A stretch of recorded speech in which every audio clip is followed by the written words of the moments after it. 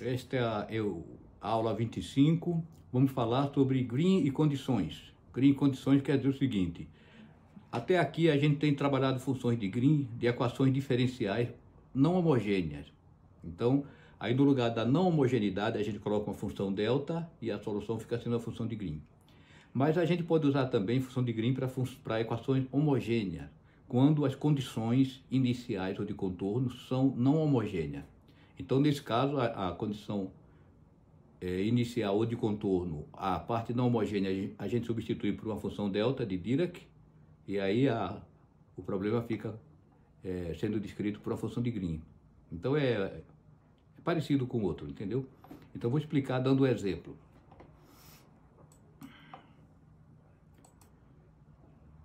Então, a gente tem uma equação homogênea. Aqui, esse L é um operador, não precisa ser aquele operador de Sturm-Liouville, não. É um operador genérico. Quer dizer que você tem aqui umas derivadas, várias derivadas, pode ser derivada no tempo, derivada em x, derivada em y, mas que a equação aqui é linear e homogênea. E tem a condição inicial, no tempo t igual a zero, por exemplo. Então, o de x é uma função f de x. Aí você quer uma solução do tipo de Green, aí como a função de Green aqui é uma função de Green para a condição inicial, a gente usa a letra minúscula. Então, o U fica sendo a integral de G vezes F, né, como sempre. Aí, aplicando o L de U, tem que dar zero, certo? Então, o L do G é zero também. Então, quer dizer, a função de Green também vai satisfazer a essa equação. E o U na situação inicial, quando t for zero, aqui fica o G de x0, então isso aqui deve dar uma função delta. Porque aí, né, se eu substituir o t por zero, fica dessa forma, e isso tem que dar um f de x, né? Então, para que isso dê o f de x, isso daqui deve ser uma função delta, né? Que a integral do f de xi vezes a função delta dá um f de x. Pronto. Então, aí para ver como funciona isso, vamos usar como exemplo a equação da difusão de calor, que é dessa forma. É uma equação parabólica, você tem a derivada segunda no espaço e a derivada primeira no tempo. Então, esse U aqui é a temperatura do corpo, e o A ao quadrado é o constante, chamada difusividade térmica. Então, isso daqui, imagine uma barra de uma dimensão só, que é o X, né? E você tem a temperatura inicial em toda a barra, você sabe qual é a temperatura em cada ponto, e quer saber como é que a temperatura em cada ponto vai variar com o tempo. Então, aqui é dado, né, a temperatura inicial. Então, aí, como a gente viu aqui, a função de Green também deve satisfazer a equação, mas a função de Green inicial fica sendo uma função delta. Então, vamos resolver. Primeiro, a gente precisa resolver essa equação. Aí, aqui é uma equação diferencial a derivadas parciais de segunda ordem, né? Então, você tem duas variáveis agora, x e t. Então, é um pouquinho mais complicada do que a que a gente veio trabalhando agora. Então, o que se faz normalmente é você usa a transformada de Fourier para que essa equação aqui, que tem duas variáveis, fique uma variável só. E é claro que a gente vai preferir a derivada t, que tem uma derivada só, né? Então, uma variável só com a derivada só facilita. Então, a gente faz a transformada de Fourier no x, né? O x aqui fica aí de kx, né? E aqui o g com o índice f, que indica que é a transformada de Fourier da função de Green para a condição de contorno. Aí a gente substitui aqui, derivando aqui duas vezes x, o x está aqui, só aparece aqui, né? Cada vez que se deriva, cai um menos ik, então fica o menos ik ao quadrado. Isso deve dar a derivada de g de t. Então, o g agora, o gf, que depende de t, então fica gf, a derivada com relação a t.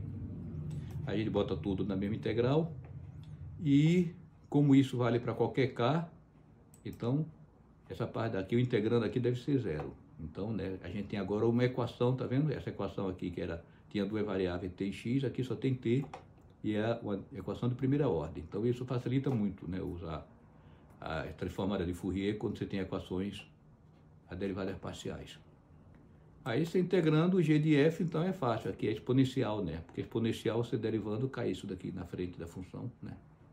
Então, a derivada disso aqui é menos a2k2 vezes a própria função. Aí substitui cá dentro, para achar o g de xt, fica dessa forma. Aí o a aqui é a constante de integração, porque como tem uma derivada, aparece uma constante de integração. Então a gente precisa achar o a de k. Para isso a gente vai usar a condição inicial. o g de x do zero tem que ser o delta, né? Então fica sendo isso. Substituindo o t por zero, aqui é elevado a zero dá 1. Então fica dessa forma. Então aqui é uma transformada de Fourier. Agora para achar o A de cá é só achar a transformada inversa, né? O A de cá vai ser a mesma coisa, né? Você troca um pelo outro e muda o sinal do exponencial. Então aí a integral de uma função delta vezes a função de, né? Delta de x menos xi vezes uma função de x é a função de xi. Então fica isso aqui. A raiz de p estava aqui antes, a raiz de 2π. Então achamos o A de cá. Com isso a gente achou o g de xt, né? Substituir aqui dentro é só integrar. Então está aqui. Então fica dessa forma. Então agora a gente fazer essa integral. Essa integral aqui não é difícil não. Você tem um exponencial com k ao quadrado e com k. O k é que é a variável, certo? K ao quadrado e com k. Então o que é que faz nessa hora? Nessa hora você completa o quadrado. Colocando da forma direita, bonitinha está aqui, certo? Então completa o quadrado. Isso é praxe, é muito comum, é bom vocês se acostumarem, né? Quando vir alguma coisa assim, é só completar o quadrado. E completar o quadrado quer dizer o seguinte, você tem essa expressão aqui, aí você diz que isso é um quadrado perfeito, mas uma constante. Aí a gente já escolhe isso daqui como sendo a raiz quadrada do primeiro termo, que tem um k ao quadrado. Né? K ao quadrado está aqui, a gente bota a raiz quadrada. Né? Aí elevando isso ao quadrado, esse termo aqui vai ser igual a esse. Então aí você iguala potência a potência do k, porque a nossa variável aqui é o k. Né? Então elevando aqui ao quadrado, então esse daqui vai ficar igual ao de k. Então não tem novidade nenhuma. A gente já escolheu para ficar assim mesmo. Né? O que tem um k, a primeira potência, do lado de cá tem ik, xi menos x. Do lado de cá vai dar duas vezes, né, AB, tem o menos do lado de fora, k raiz de t, né? E o que k elevado a zero, do lado de cá não tem nenhum k é zero, que é k ao quadrado e k primeira.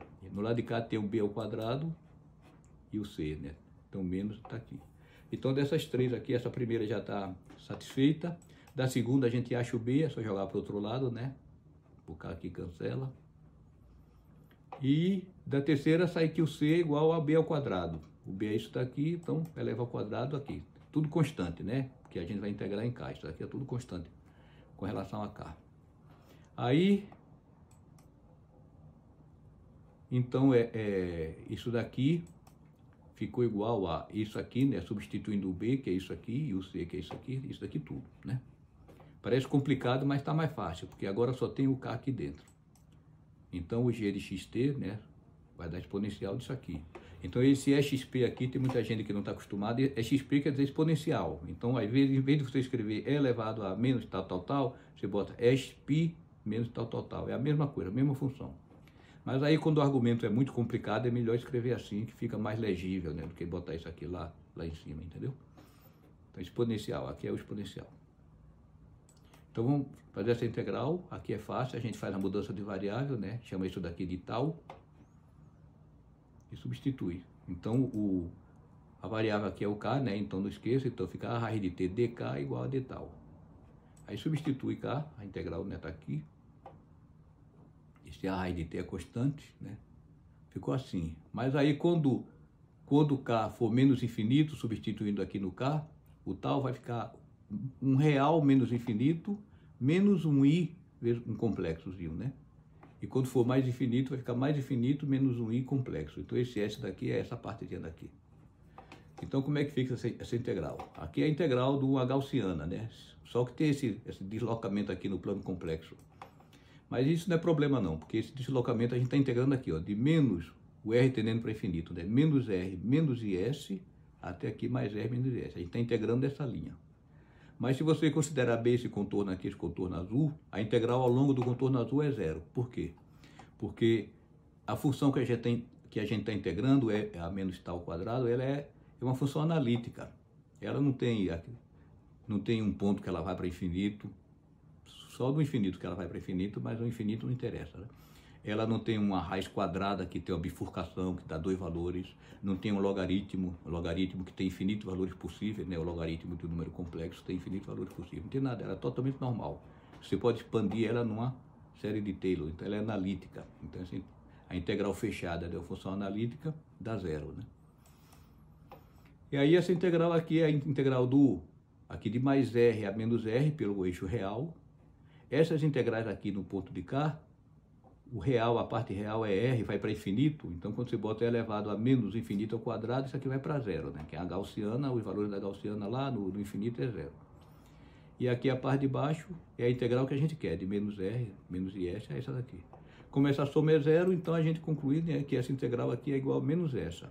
Aí menos aqui você inverte de novo, e fazendo o R tendendo para infinito, quer dizer que a gente pode desconsiderar esse IS daqui e botar somente a integral de menos infinito a mais infinito, que está certinho.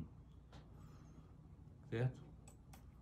Então, esse g de xt é igual a essa integral aqui, eu desconsidero esse ic, esse s, né, que vai dar o mesmo. E aqui a integral normal da função gaussiana, que é bom saber que dá a raiz de π. Que é uma coisa muito misteriosa, né? Por que numa gaussiana, como é que aparece um π numa gaussiana? Pois é, isso aqui é a raiz de π. Aí, ajeitando tudo, ficou dessa forma. Então, a gente achou a função de Green do problema, né? Isso daqui satisfaz essa equação e no t igual a zero vai dar uma função delta de Dirac. Vamos conferir isso aí. Então, o de xt vai ser a integral disso, né? Então, aqui é a solução do problema. É isso aqui. Então, quer dizer, a gente não sabe como é que é a distribuição inicial da temperatura, mas para qualquer distribuição inicial que for dada, você substitui aqui, desde que dê para integrar, né? Substitui aqui, faz a integral e você acha como é que a temperatura vai variar ao longo da barra, em qualquer ponto da barra, em qualquer tempo, desde que seja dada a temperatura inicial, né? Então, o G a gente viu que no ponto T0 deve ser um delta aqui, vamos conferir isso. Então, o limite aqui, quando o t tende para zero, disso aqui, deve dar uma função delta. Você vê que deve dar mesmo, porque quando x for diferente de xi, aqui não é zero. Então, o t indo para zero, isso aqui vai para infinito. Exponencial de menos infinito dá zero. Você diz, vai dar zero, mas tem um zero embaixo. Acontece que a exponencial cresce muito mais rápido do que a raiz quadrada. Então, ela vai para zero. E se o x for igual a xi, aqui dá zero, né? Elevado a zero dá 1. Aí, depois você fazendo o limite t para zero, aí vai 1 sobre zero vai para infinito, né? Então, bem típico da função delta. Isso aqui tem no Butkov, quando você estuda funções delta de Dirac, na página 228, aí tem essa função aqui, que é chamada sequência delta, né? Quando n tende para infinito, essa função aqui, que é uma gaussiana, tende para a função delta. Então, essa daqui corresponde a essa, se você, onde tem n, você fizer aqui 1 sobre raiz de 4a ao quadrado t, né? Substituindo aqui, é a mesma coisa. Então, está comprovado que realmente ela é uma função delta. Agora, vamos conferir que ela satisfaz a equação. Então, aqui está muito complicada. Vamos botar isso daqui, botar alfa sobre t, né? E aqui raiz de beta t, para não ficar carregando muita coisa. Quanto mais coisa você carrega, mais fácil é você errar, esquecer uma coisa pelo meio do caminho. Então, é bom fazer sempre uma substituição e no fim substituir de volta. Então, o alfa é isso aqui e o beta é isso aqui. Então, derivando com relação ao tempo, g de t fica menos, aqui fica alfa sobre t ao quadrado vezes tudo isso, né? E agora a derivada da parte de baixo, aqui está a menos meio, vai ficar então menos meio disso a 3 meio, e a derivada daqui de dentro que é o beta, né? Aí, mas isso aqui é a mesma coisa que o g dividido por 1 sobre 2t, né? Porque aqui beta 2 meio com 3 meio fica um beta a meio embaixo. E aqui tem t a 3 meio, então é t a meio, e t a 2 meio, t a 3 meio. Certo? Então ficou dessa forma. Agora, derivando com relação a x, g de x, só o alfa que depende do x, então fica menos alfa de xt, aqui é a derivada de alfa com relação a x. Aí derivando aqui fica 2 vezes xi menos x, né? Aí deriva aqui dentro, fica menos, menos com menos fica mais. E o 4a ao quadrado.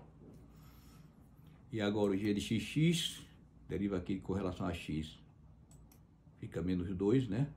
E agora isso tudo vejo a derivada de g com relação a x. Então isso tudo vezes g de x, e g de x é isso vezes g, então fica isso ao quadrado vezes g. Certo? Aí substitui aqui, ao quadrado g de x menos g de t para ver se zera, né? Então ao quadrado vezes isso aqui, cancela o ao quadrado aqui, fica menos meio de gt. Aqui o ao quadrado com a quarta, cancela, fica ao quadrado. E agora, menos g de tt, g de t, menos g de t, vai ficar isso aqui, menos isto, mais isto. Então, esse cancela com esse, e esse cancela com esse, porque o alfa é justamente isso aqui, né? Então dá 0, então comprovado que realmente está certo. Então estamos chegando no fim do semestre. Esse aí é o condições iniciais. Aí vou fazer o último vídeo dessa semana, que é o de funções de Green e reflexão. Aí tem outros que ficou faltando, porque o semestre está apertado, então aí eu botei como trabalho para os alunos fazerem. Aí depois, durante as férias, aí eu vou ver se dá um tempo para colocar os vídeos que faltaram para o curso normal, de forma que as pessoas que queiram ter o conhecimento dessa disciplina tenham ela de forma bem acessível. Procurei explicar de forma que qualquer pessoa que tenha um pré-requisito aí entenda. Aqui, por exemplo, tem a parte de integral no campo, no espaço complexo, né? Isso aí, até agora não precisou dos assuntos de métodos A, mas isso daí é dado em métodos A, que é também chamado de Física Matemática 1, certo? Então precisa desse conhecimento para entender aquela parte da integral lá no plano complexo. Mas de resto, em geral, é só conhecer integral e derivada, e produtos vetoriais, operador Nabla, já dá para qualquer pessoa estudando aí. Então vocês pegam aí os 100 minutos, faz aí, resolve todo esse problema, aprenda a resolver esse problema sozinho, né? Sem olhar, fazendo tudo, que aí você domina, você passa a compreender melhor as coisas e fica com mais confiança, certo? Então qualquer dúvida, se pergunte aí. Bota uma pergunta para mim embaixo aí. Vamos lá.